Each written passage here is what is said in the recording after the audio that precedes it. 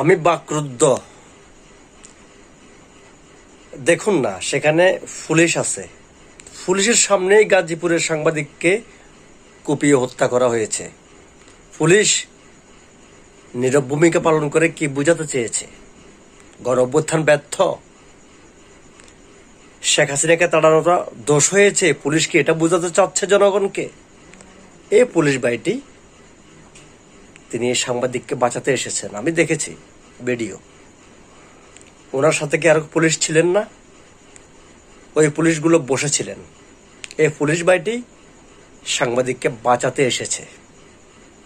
তাহলে সেখানে অন্য পুলিশরা কেন এগিয়ে আসেনি এই সাংবাদিককে বাঁচাতে? ওই পুলিশরা কি তাহলে সবাই ভারতের দোসর, ভারতের রয়ের এজেন্ট? রাষ্ট্রকে বলছি, এই পুলিশ বাহিনীকে পুরস্কৃত করুন। যেসব পুলিশ বসে বসে তামাশা দেখেছে তাদেরকে আইনের আওতায় এনে ফাঁসির কাস্টে ঝুলান, এবং যেসব চাঁদাবাজ এই সাংবাদিককে কুপিয়ে হত্যা করতেছে তাদেরকেও যথাযথ আইনের মাধ্যমে বিচার করে ফাঁসিতে ঝুলান।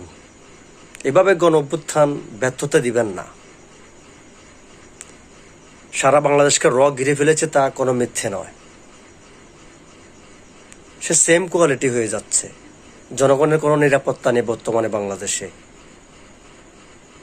এভাবে যদি চলে তাহলে এই যে পুলিশ তামাশা দেখতেছে বসে বসে, একটা পুলিশ শুধু এই সাংবাদিককে বাঁচাতে এসেছে, অন্য পুলিশরা তামাশা দেখতেছে বসে বসে।